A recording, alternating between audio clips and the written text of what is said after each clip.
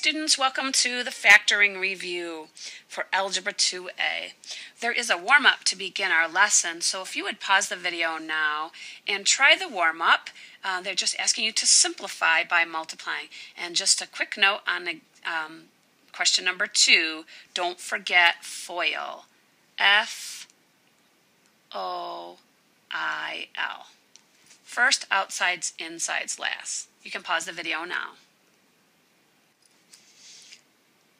All right, so thank you for completing the warm-up, and take a look at your answers. Notice, especially in example 2, the FOIL, I clearly labeled the first 2 being multiplied as F, the 2 outside terms, the 2 inside terms, the 2 last terms in those what are called binomials, and then putting the like terms together. And typically how we write something like that is in descending order of powers. In other words, with the highest power first, and that's why we had the x squared to begin that polynomial.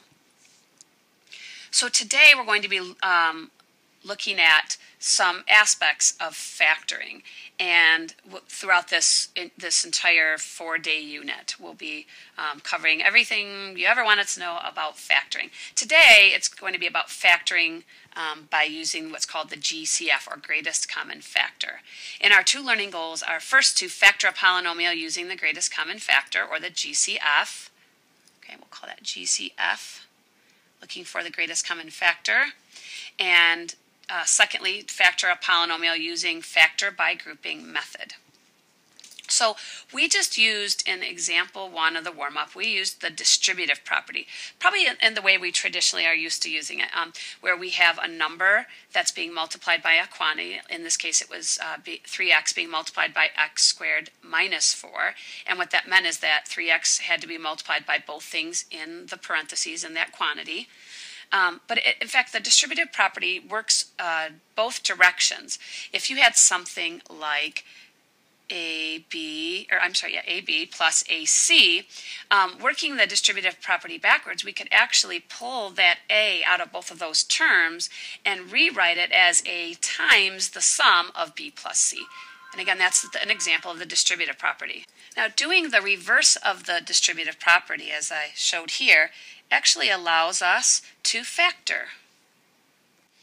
And in this case, it actually allows you to factor out the greatest common factor of the terms in a polynomial.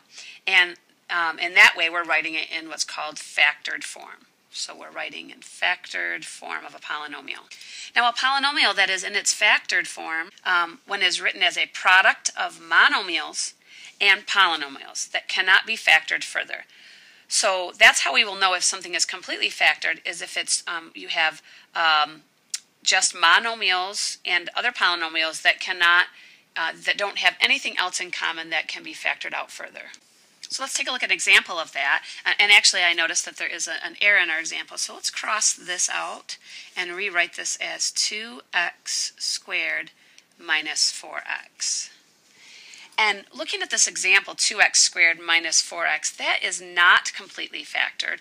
And the reason why is it actually has each of those 2 terms, 2x squared and 4x, have a common factor of 2x that could be divided, or what we call factored out. So when we're factoring, what we're actually thinking in our mind is, if we went over here and we divided both of these terms by the same number, in this case a common factor of 2x, what would remain of them?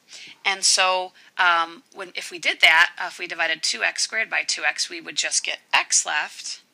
And if we divided negative 4x by 2x, we would get minus 2. But to write it in factored form, it has to be equivalent to the original. So we write it by saying 2x times the quantity x minus 2, which really is just using that distributive property in reverse. But again, what we're thinking when we're factoring is, if we, what is the thing that we could divide out of each of those terms that is common to them both? Now notice we could just go ahead and use the distributive property in the traditional way that we're used to using it to go ahead and check back and make sure that it's equivalent to the original just by distributing that 2x back through, and it turns out that it would give us 2x squared minus 4x. So we will be checking our work by multiplying using the distributive property. All right, let's turn the page to, let's turn on to the next page. So looking at example A, it says to factor each polynomial and check your answer. So we're going to check using distributive property. But if I looked at 2x squared minus 4, notice that the second term doesn't have a variable. So I'm not going to be able to factor out a variable.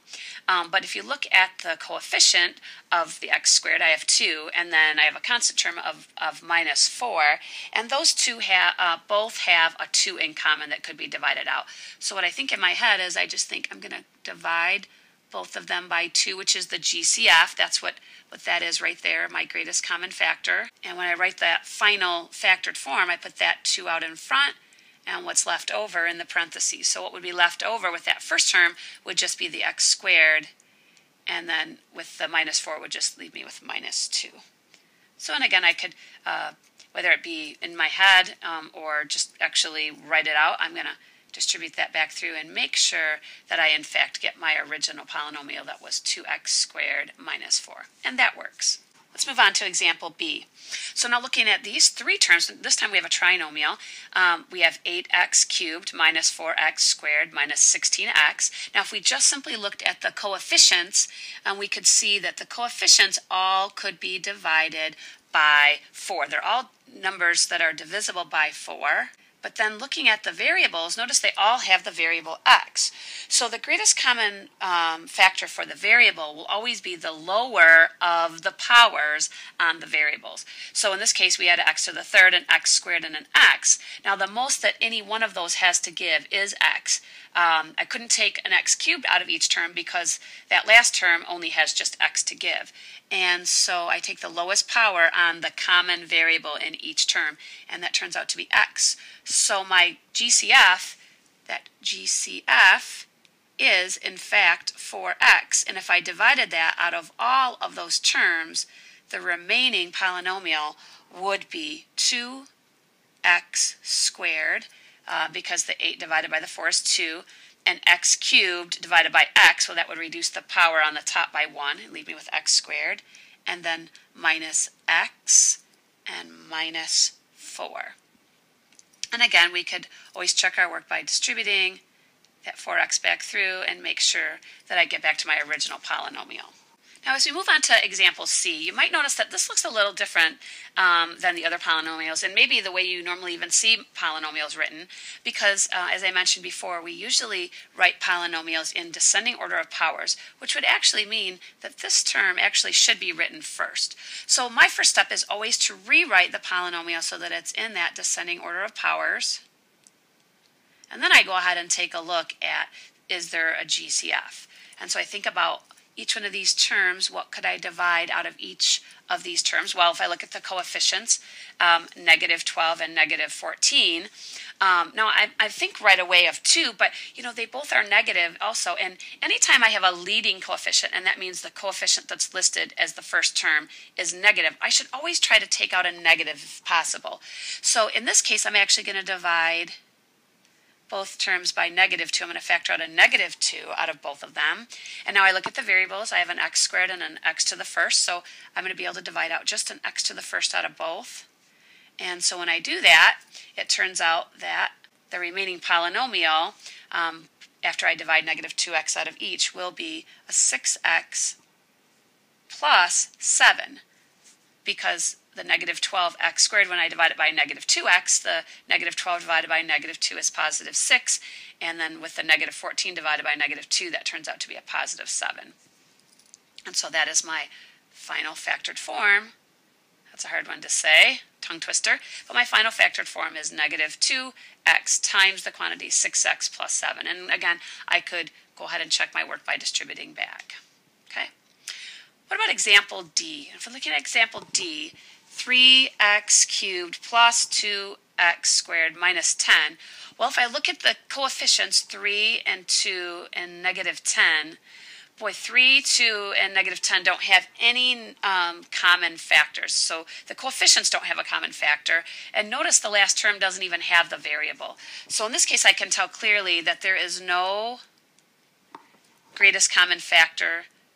So there's no GCF, and so I'm not going to be able to factor this in this way. Now we'll look at in future lessons there might be a way to break this down in a different way, but just taking it out of GCF I can't do that here. Let's move on to the next page. So here's where I would like you to try a few independently. So we're going to make these three, E, F, and G, the you try questions. And so this is the point in the video where I want you to pause and take your time and try each one of these, thinking about some of the tips that I gave you in the prior ones. And even if you have to look back at the prior page, and what your goal is to try to get this in simplified form, in other words, fully factored. Take out the greatest common factor that you can take out of all the terms. So pause the video now and try example E, F, and G.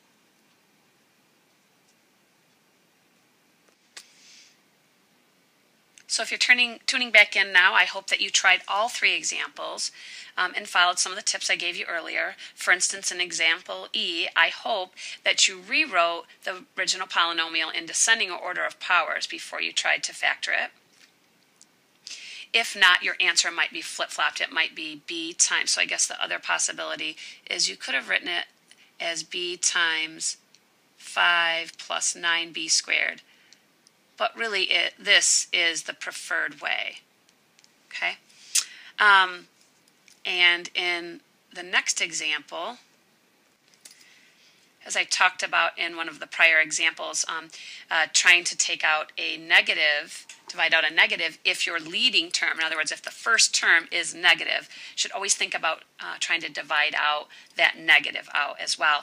And so the preferred way is boxed in here.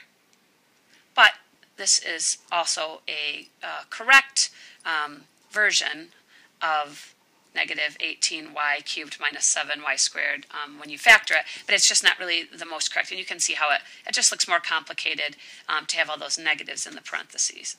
And then finally, example G. Now sometimes the greatest common factor of terms is actually a binomial. In other words, a polynomial with two terms in it. And so, that's, a binomial.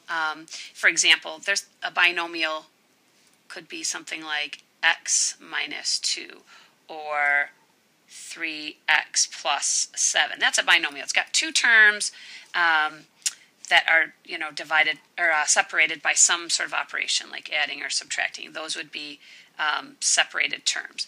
And this kind of GCF is called a common binomial factor. And you really would factor out a common binomial in the exact same way that you would factor out a monomial factor.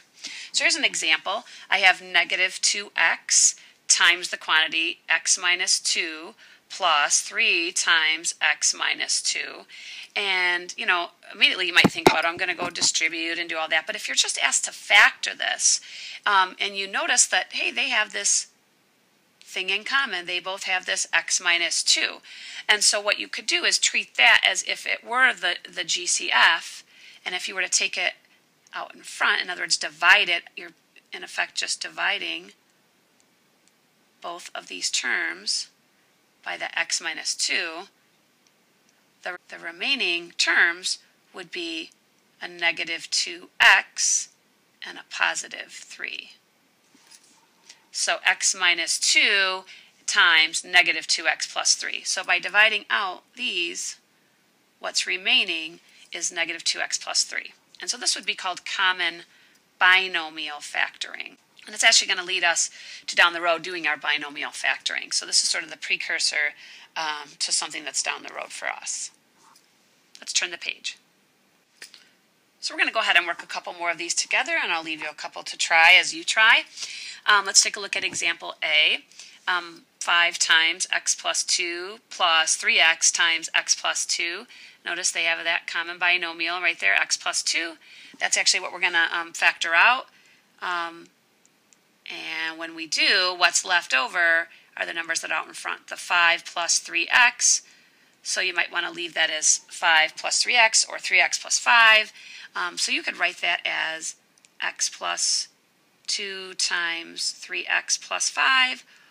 Or you could even switch those binomials around. I mean, if you wanted to put the 3x plus 5 first and the common binomial, which was the x plus 2 second. That's fine. These all say exactly the same thing. So the order of the binomials doesn't matter.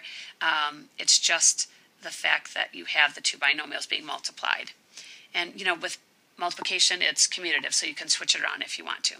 Now, looking at example B, now notice that you've got two separate terms, negative 2b times b squared plus 1, and then b squared plus 1. Now, there's nothing out in front of that b squared plus 1, but what that really means is there's really a 1 there. So when you see that situation and you want to just put a 1 in, so that way if I factor out that common binomial of b squared plus 1, what's left over would be negative 2b plus 1. Now, clearly in example C, these do not have a common binomial. One of them has a binomial of z squared minus 7, and the other one is 2z cubed plus 1.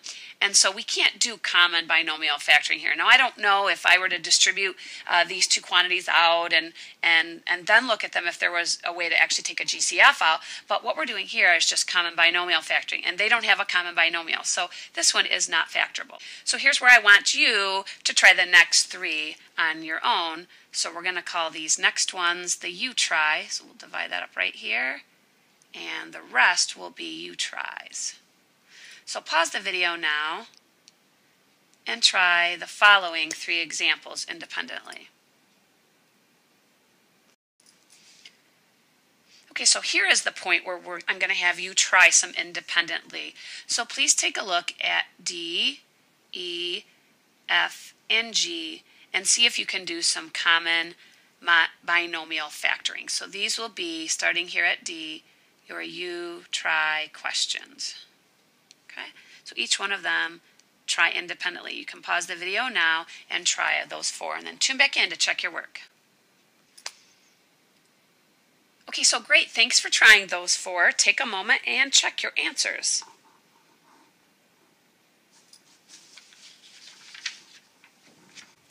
And let's turn the page. So a final way that we're going to look at today at factoring is a method called factor by grouping. Now you would want to use factor by grouping when a polynomial has 4 terms, or really when you have any even number of terms. And if you have 4 terms though, if you can make 2 groups, separate groups, and then factor out the GCF from each group. That's called factor by grouping. So it gives us a way of breaking down some of these polynomials that might seem a little more overwhelming because there's 4 terms in them. And so let's go ahead and take a look at a couple examples of those together, and I think you'll get the hang of it. So in example A, I have 6h to the 4th minus 4h to the 3rd plus 12h minus 8. Now I always want to check to make sure that they're in the correct order, the descending order of powers. And so they are in this case. And so what I do to factor by grouping is I'm just going to split up 2 and 2. So I just draw a line right down the middle, and I'll look at them as if it were 2 separate problems. And I'm just going to factor just 2 at a time and look for the GCF. So if I look at the first 2 terms, 6h to the 4th minus 4h to the 3rd, I see that 6 and 4 have a common factor of 2. So the coefficients have a factor of 2. And then h to the 4th and h to the 3rd, so the highest power, the lowest power of those 2 will be my h to the 3rd. And that's what I can take out of both. So that's what I'm going to go ahead and do is divide out of 6h to the 4th and negative 4h to the 3rd. I'm going to divide out 2h cubed. And that's going to leave me with 3h minus 2. And then I look at the second grouping. Well, I have 12h and minus 8, and so I see that I have a positive 12 and a negative 8, so I can factor out of both of those a positive 4, and that's it, because that last term doesn't have a variable, so I can't factor out a variable. And so I'm going to factor out a positive 4, and when I do, I have a 3h left and a minus 2. Okay. Now notice, now we're right back to one of those common binomial situations, because when I did that, both the first 2 and the last 2 ended up with a common binomial factor of 3h minus 2. And so I can actually go one step further and do that common binomial factoring that we just did in the prior examples, and then I could rewrite this as 3h minus 2 which can be factored out of both of those sets, and what's left over would be 2h cubed plus 4. And again, it doesn't really matter which one of these comes first. You could flip-flop them, and that's okay too. So our final factored form, try to say that really fast, final factored form, the quantity 3h minus 2 times the quantity 2h cubed plus 4. And if we wanted to check that out, we could certainly FOIL this out, and we could see with FOIL that we in fact come back to that original polynomial. So we'll take that opportunity to do just one of those. We'll check once, otherwise the rest of them I'll let you check those independently. So we'll FOIL this one together. And so when I look at the first two terms, I have 3h times 2h cubed, which gives me 6h to the fourth. The outside 2, 4 times 3h is 12h. The inside 2 minus 4h cubed, and then the last 2 minus 8. Now the only difference between this and the original is that these two middle terms are flip-flopped, which you certainly could do that, and you would get the exact same polynomial. So I'm going to go ahead and get you started on this next example, but then I'd like you to pause and finish it up. I noticed that all my terms are in descending order of powers, and so I'm just going to split them right down the middle.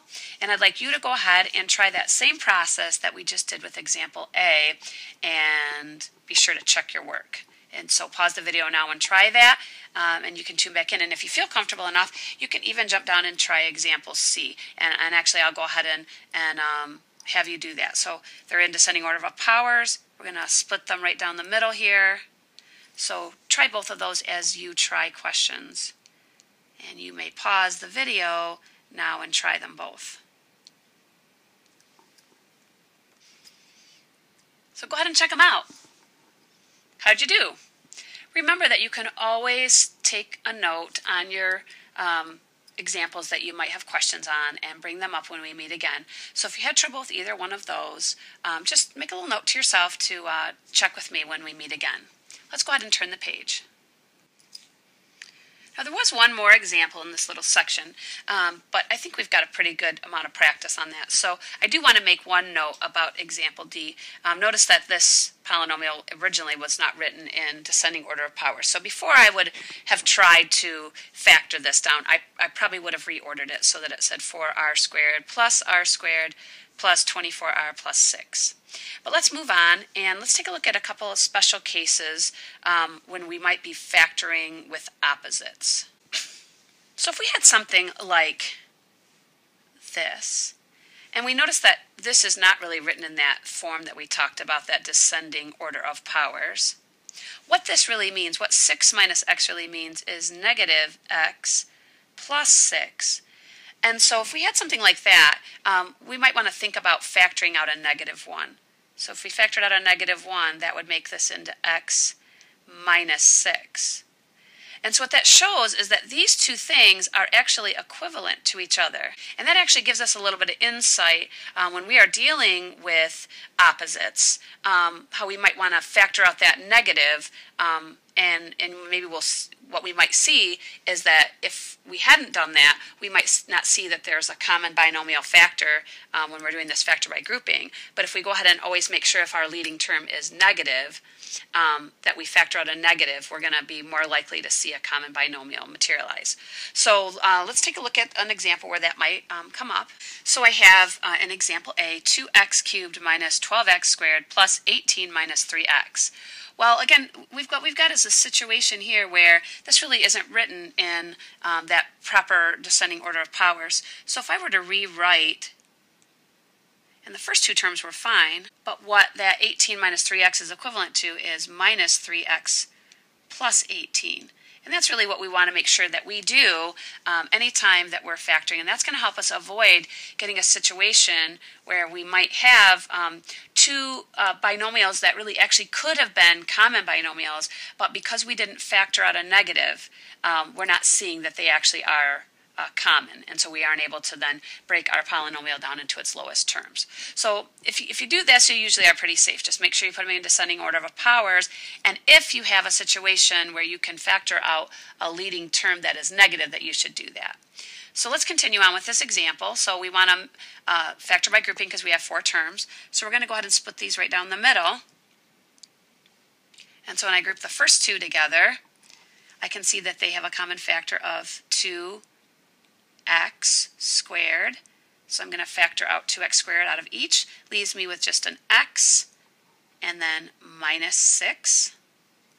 And now if I make sure I take out that negative 3 out of that, because that leading term is negative 3x, I'll see that I would actually get a common factor of x minus 6. If I didn't and I just took out a 3, what that would look like, and here I'll do that and then I'll rewrite it. I'll erase and rewrite it. So if I instead just took out a 3, it would look like this. 3 times negative x plus 6. Now negative x plus 6 is not a common binomial to x minus 6. But if instead, I'm going to erase that, and if instead I make sure I took out that negative, because that leading term has a negative, so I took out a minus 3 instead, so I'm dividing negative 3x by negative 3, which makes it a positive x, and 18 by negative 3, which makes that a minus 6. Now all of a sudden I see that they have that common binomial that I was looking to find. And so my final factored form would be 2x squared minus 3 times x minus 6. And remember that it doesn't really matter which binomial comes first, so you could have put the x minus 6 first and then the 2x squared minus 3. So then I'd like to leave these last 2 for you to do as you try problems. And so if you will go ahead and actually, we're just going to stop the video now, and once you try these problems, we're done for the day, and we'll go ahead and pick up in class together, and I'll check and go over what these answers to these 2 you try questions should be. So that does it for today, except for you're going to stop the video and try these last 2 examples, and I'll see you in class.